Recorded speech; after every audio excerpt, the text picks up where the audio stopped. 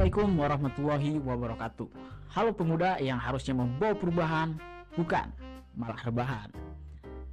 Pernah gak sih teman-teman berpikir PCB itu bagaimana cara bikinnya gitu ya, terus cara mendesainnya dan sebagainya. Nah, pada kesempatan kali ini kita akan mencoba mendesain PCB dengan menggunakan software KiCad.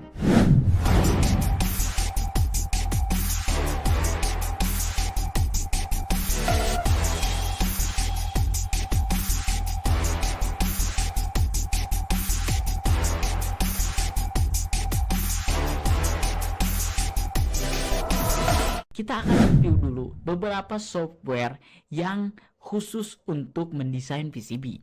Dan yang pertama itu biasanya ada yang namanya Altium ya. Software Altium itu biasanya itu berat tapi bagus gitu. Jadi detail banget ya. Untuk itu tuh juga berbayar. Dan yang kedua misalkan ada yang namanya Eagle yang sekarang diakuisisi sama Fusion. Terus ada yang namanya Deeptrace, Proteus, dan masih banyak lagi. Nah, sekarang kita akan mencoba software yang namanya KiCad ya. Kenapa sih kita belajarnya pakai software KiCad? Yang pertama, software KiCad itu gratis teman-teman. Jadi teman-teman gak usah ngeluarin uang lagi, gak usah spend uang lagi untuk membayar satu software untuk mendesain PCB. Dan yang kedua, ini tuh adalah software yang bisa menampilkan 3D ya. Jadi nanti 3D PCB-nya bisa teman-teman lihat di CAD-nya gitu. Terus yang ketiga, software ini tuh begitu ringan teman-teman. Karena biasanya kan kalau misalkan teman-teman tahu software-software untuk 3D ya, 3D design itu tuh biasanya berat-berat ya. Misalkan SolidWorks, terus Blender dan lain sebagainya. Dan untuk KiCad ini tuh bisa 3D dan ringan ya teman-teman. Terus kalau misalkan kekurangan dari software ini adalah tampilannya yang tidak detail kalau menurut saya. Karena kalau misalkan kita berbicara tentang Altium, berbicara tentang Fusion ya, itu tuh begitu detail gitu. Terus grafiknya juga bagus dan lebih teknologinya kayak yang lebih maju aja gitu ya. Nah, mungkin langsung aja ya kita akan coba gitu. Bagaimana sih software KiCad itu ya? Sebelumnya teman-teman, kita akan lihat dulu ke layar ya. Ini adalah software KiCad. Nah, teman-teman di sini akan lihat seperti ini ya. Tampilan utama, teman-teman nanti tinggal klik file, terus new project dan nanti tinggal kasih nama. Di sini saya sudah mencoba yang namanya tes ya. Tes di sini. Cuman di sini sudah ada, jadi kita bikin aja latihannya. Latihan. Oke, save. Apakah mau save yang tes tadi? Sana katanya. Ya, kita coba save aja. Gak apa-apa, save juga. Nah, ini latihan. Nah, di sini tuh ada yang namanya skematik dan ada yang namanya simbol. Nah, untuk skematik kita akan mencoba. Ini adalah tampilan utama dari software KiCad bagian skematik editor ya. Di sini ada yang namanya etiket ya atau kepala gambar dan lain sebagainya. Nah, di sini filenya udah latihan ya. Kita bisa merubah nih titelnya, terus di sini company-nya dengan cara file. Terus page setting dan di sini kita bisa rubah ya titelnya, misalkan kita akan membuat rangkaian power supply ya. Power supply. Titelnya misalkan, terus company-nya di sini kita akan seksi inovasi. Kita pencet OK. Nah, di sini udah ya, teman-teman. Di sini udah. Nah, selanjutnya apa? Selanjutnya adalah menambahkan komponen yang akan kita rangkai ya. Nah, sebelumnya teman-teman harus belajar dulu ya bagaimana komponen-komponen dasar, bagaimana cara merangkainya, skematik, seri paralel dan lain sebagainya. Jadi teman-teman memang harus belajar dulu elektronika dasar baru bisa merangkai rangkaian untuk membuat PCB ya. Jadi ibaratkan kalau misalkan teman-teman mau bikin kue, teman-teman harus tahu dulu bahan-bahannya seperti apa. Terus misalkan kayak gimana nanti prosesnya gitu, bahannya dicampurkannya bagaimana. Nah, bikin PCB juga seperti itu. Nah, Untuk selanjutnya kita akan ini ya teman-teman, membuat rangkaian power supply. Kenapa power supply? Karena power supply itu adalah rangkaian yang paling utama di komponen elektronika. Nah, terus komponennya apa aja sih? Biasanya kan harus ada konektor dulu ya. Konektor gitu. Kita pilih kalau misalkan konektornya itu mau konektor seperti apa ya. Ada positif dan negatif, berarti ada dua, kita butuh dua, dan di sini untuk footprintnya kita sesuaikan aja mau pakai yang apa ya. Saya sih sukanya pakai yang misalkan molek aja ya, molek gitu, molek ini. Nah, ini seperti ini ya, cuman teman-teman bebas sih mau pakai molek yang mana, mau pakai yang nano atau mini dan lain sebagainya, bebas. Nah, kita pakai molek yang agak mikro aja ya. Nah, ini moleknya seperti ini. Nah, kita tinggal simpan di sini. Nah, untuk misalkan merotate, teman-teman tinggal klik kanan lalu rotate counter clockwise dan lain sebagainya. Ini bebas tergantung teman-teman nanti ya. Nah, kita udah ada konektor ini. Selanjutnya kita akan menambahkan komponen dioda ya namanya, yang dimana anggapannya kita mempunyai input AC dan dioda ini merubah dari AC menjadi DC ya. Di sini kita mau pakai yang berapa nih? Yang 4002, berarti di sini ada 1 ampere 100 volt. Nah, bebas ya, di sini juga 50 volt 1 ampere. Nah, ini bebas, ini 400 volt dan lain sebagainya. Kita pakai yang anggap kecil aja, IN4001, dan di sini kita putar di sini. Nah, ini kita bisa copy ya teman-teman, kalau misalkan banyak copy ya. Di sini kita copy, di sini kita copy juga, di sini kita copy juga. Nah, setelah selesai, teman-teman tinggal wiring ya, atau menyambungkan mana sih ini nyambung ke mana, ini nyambung ke mana. Nah, ini tuh sesuai fungsi ya. Kalau misalkan ini tuh ibaratnya di sini tegangan AC, di sini masuk dioda menjadi tegangan DC, di sini outputnya ya seperti ini.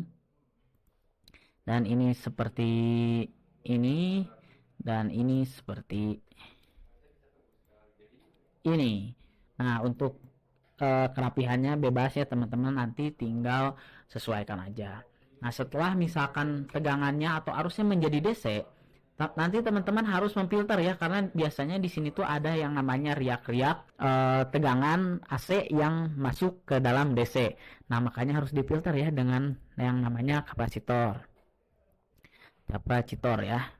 Untuk pilihannya teman-teman tinggal bebas ya, mau pilih yang ada polarisasinya atau enggak. Nah, teman-teman nanti tinggal pilih juga nih mau pakai yang SMD atau yang through hole ya. Kalau misalkan SMD tinggal lihat nih. Nah, pakai ini misalkan. Kita kayaknya lebih suka pakai dua-duanya aja ya. Nanti SMD juga kita bikin, dan kapasitor yang through hole juga kita coba pakai ya, atau deep sih orang lain nyebutnya deep gitu. Nah, di sini kita pasang di sini ya. Lalu teman-teman tinggal koneksikan dari sini. Maaf, dari sini outputnya biasanya di sini output positif. Oh, maaf ya, ini rangkaiannya 1 2. Di sini harus bukan seperti ini. Ini tuh harusnya balik arah.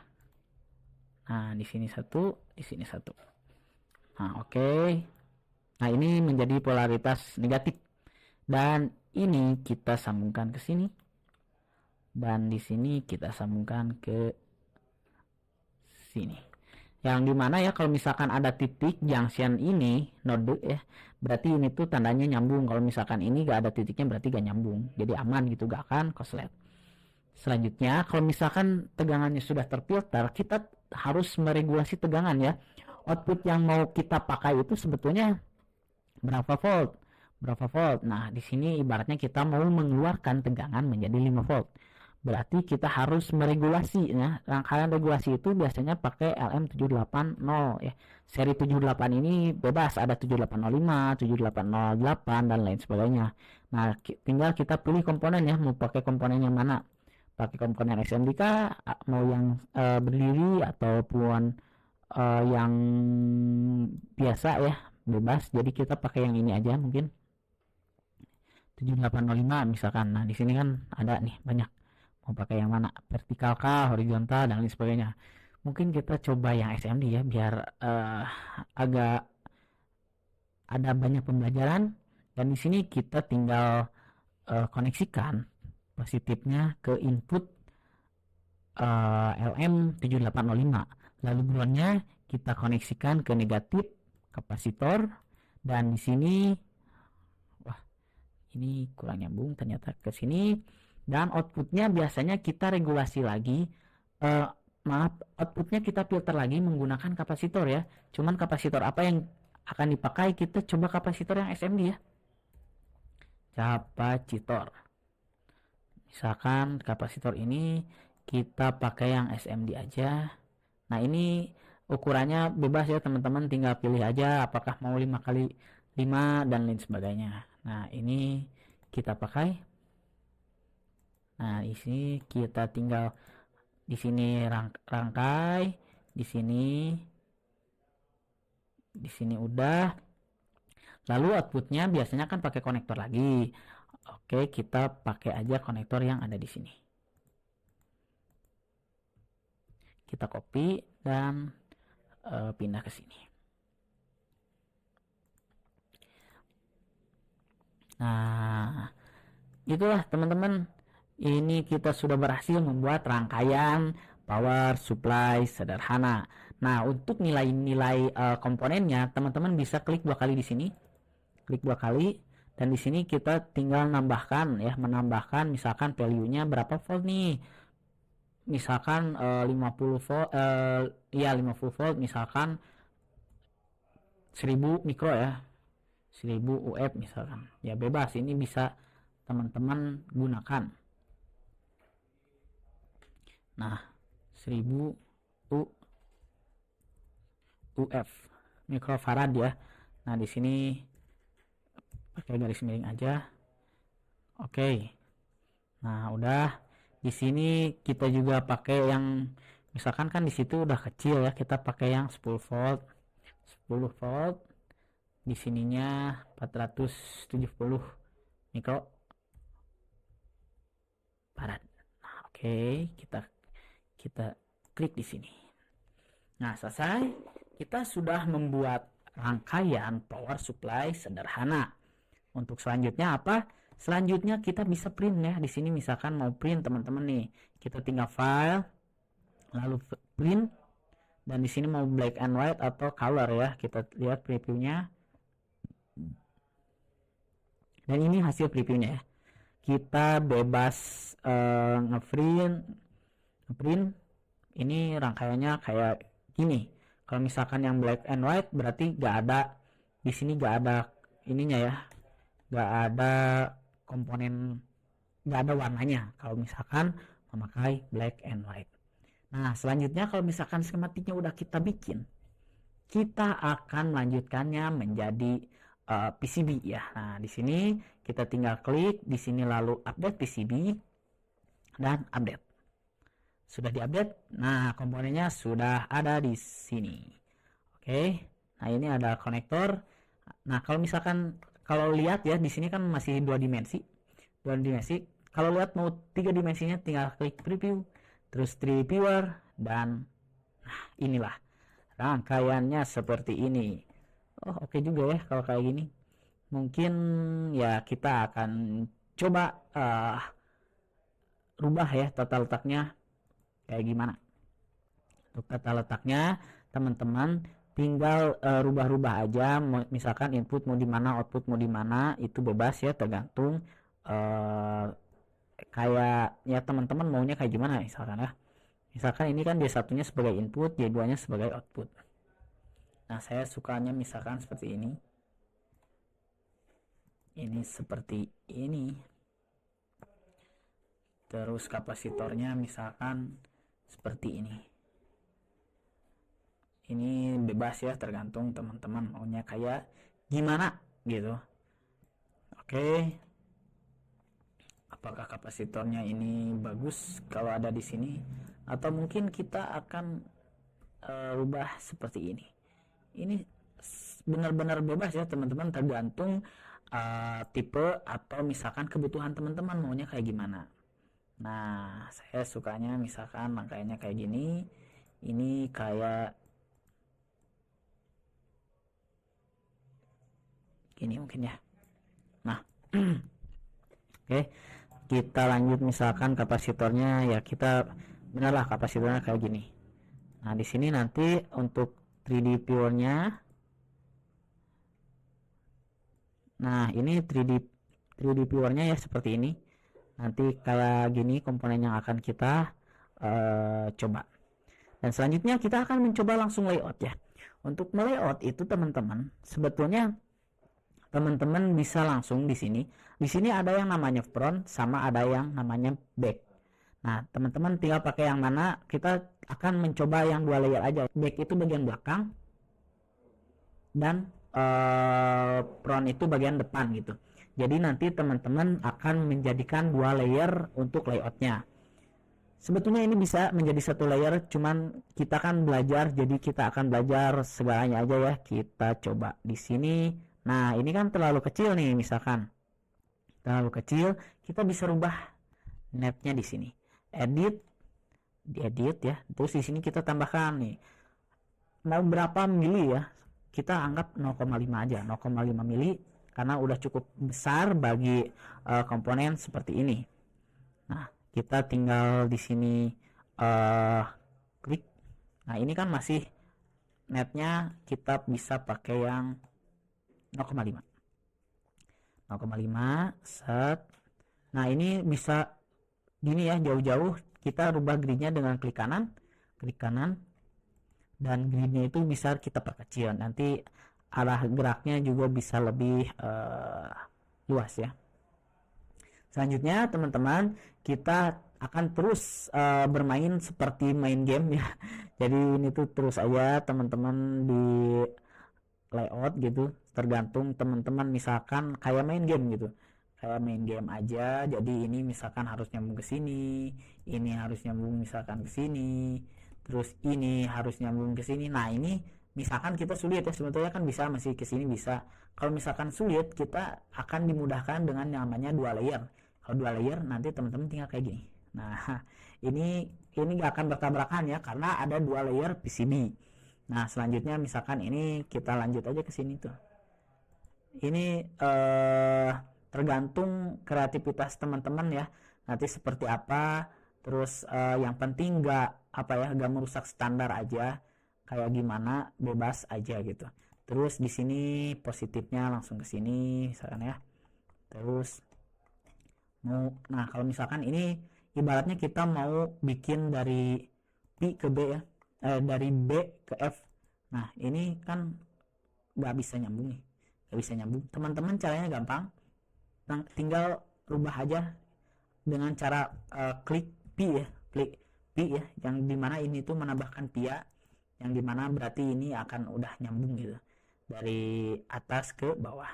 Nah, di sini kita bisa tinggal gini, dan ini bisa tinggal gini, dan ini bisa bebas ya, tergantung teman-teman. Nah, ini kita sudah mencoba rangkaian power supply yang sangat sederhana dan menggunakan dua layer ya teman-teman. Nah, bagi teman-teman yang masih bingung gitu, gini gimana caranya, layoutnya bebas ya, tergantung teman-teman mencari jalan dan tidak merusak standar ini. Karena kalau misalkan ibaratnya ini kekecilan tapi arusnya gede, teman-teman akan bermasalah nantinya. Nah, ini adalah rangkaiannya ya. Rangkaiannya kayak gini gitu. Nah, selanjutnya kan ini sebetulnya belum dipotong ya, ini cuma bawaan dari keycapnya. Nah, cara potongnya adalah dengan cara menggunakan edge cut ya. Edge cut di sini teman-teman menggunakan edge cut. Oke. Nah, di sini teman-teman gridnya saya sih biasanya diperbesar lagi karena untuk mempermudah ya, nantinya mempermudah grid. Nah, misalkan di sini kita bikin ukuran, nah di sini edge cut ya, di sini kita misalkan bikin ukuran ini,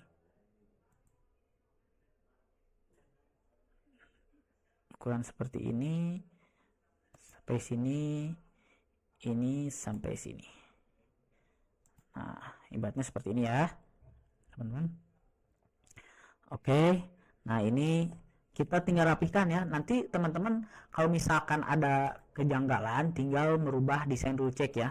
Di sini kita lihat aja desain rule check ini ada error gak sih? Nah, ini warning. Ada ini apa tulisannya? Seal screen overlap ya, berarti bertumpuk ya. Bertumpuk. Nah, ternyata ini tuh bertumpuk. Jadi kita harus merubah ini. Kita kecilkan lagi gridnya. Tinggal teman-teman misalkan di sini rubah ke sini, ini dirubah ke sini, ini D4-nya kita rubah, maaf, ini D3 dulu ya, tulisan D3 salah, masih belum terdefinisikan ya. Nah, D3 ini mau di sini, dan D4. Nah, ada 4 di sini. Nah, setelah ini udah misalkan beres, ini gak apa-apa di luar juga karena nanti gak akan ke print ya. Tinggal di inspect dan desain rule checker, lalu run dan warning nih satu nih, apa C1 katanya. C1. Oke, C1 mana? C1 tulisannya. Nah, ini ternyata masih bertumpuk. Nah, nanti C1-nya rubah aja ke sini gak apa-apa. C2-nya udah, dan kita desain inspect, desain rule check, dan cek. Udah gak ada warning lagi ya. Ini tandanya PCB udah gak ada yang error. Setelah misalkan kayak gini edge cut, berarti teman-teman nanti sudah bisa kepotong ya. Kalau misalkan teman-teman mau misalkan membolongi PCB-nya di tengah-tengah, sebetulnya bisa juga. Ini tinggal pilih terus edge cut. Di sini tinggal misalkan kayak gini ya. Ini hanya variasi aja teman-teman. Nah, kayak gini. Nanti pas kita di sini view dan 3D viewer, nah ini akan bolong ya PCB-nya kayak gini. Nah, ini tuh sebetulnya bebas, cuman kita gak memerlukan itu, jadi kita akan hapus lagi.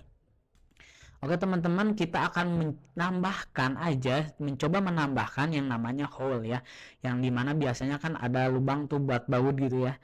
Hole. Oh, di sini udah tertulis mounting hole. Nah, kita pakai yang 3,2 aja, 3,2 mili ya. 3,2 mili ini di sini misalkan. Terus kita butuh yang di sini. Kita ibaratnya cuma butuh 2 aja. Butuh 2 ya, teman-teman bebas gitu. Kalau misalkan mau pasang banyak juga gak apa-apa. Mau misalkan pasang 4 gak apa-apa. Kita coba pasang 4 mungkin. Nah, ini kita coba pasang 4 di sini. Ini kita coba pasang di sini. Nah, pasang di sini. Nah, ini kalau misalkan kayak gini, berarti nanti akan bertabrakan ya. Berarti ini juga kita bisa geser ke sini. Set. Dan ini rangkaiannya juga bisa kita geser. Ini rangkaiannya juga bisa kita geser. Nah, oke. Nah, udah kayak gini kita bisa lihat ya di 3D view-nya nanti akan seperti ini. Nah, jadi nanti ada lubang untuk bautnya ya. Bautnya tuh kayak gini. Oke, setelah itu kita akan mencoba teman-teman memasang yang namanya bentar, kita rapikan dulu ya. Ini kalau misalkan kerapihan tergantung nanti desain teman-teman ya mau seperti apa. Nah, akan menambahkan misalkan di sini ada yang namanya teks ya. Teks. Nah, di sini mau pakai apa? Kita pakai yang silk screen ya. Misalkan di sini saksi pemuda. Saksi pemuda.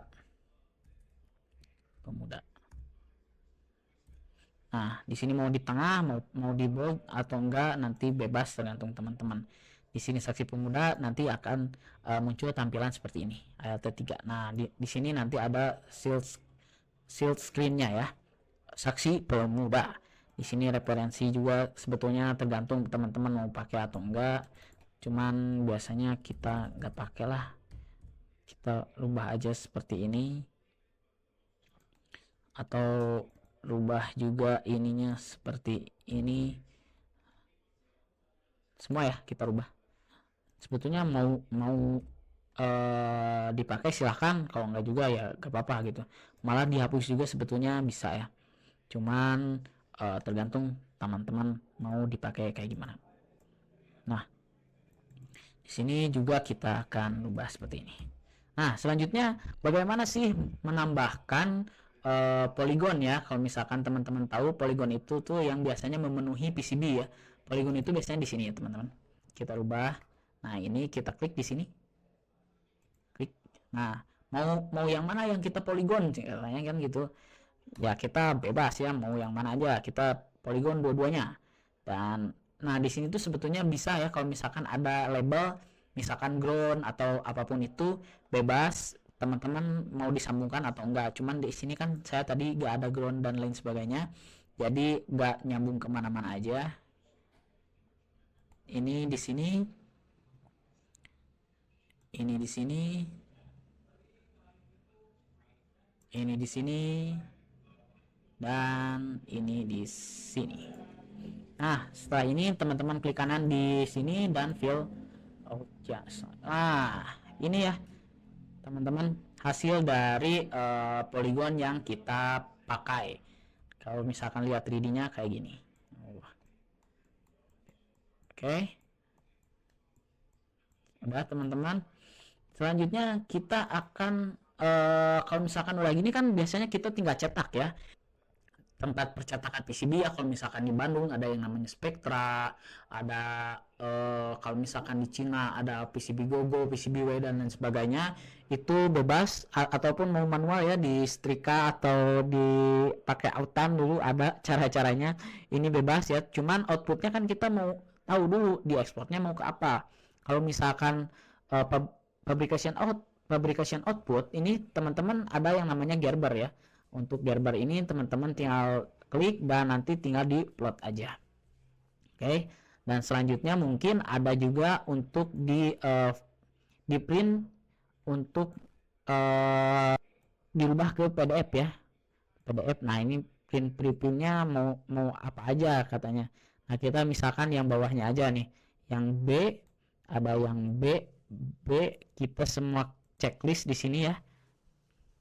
Nah, ini udah misalkan kita lihat print previewnya.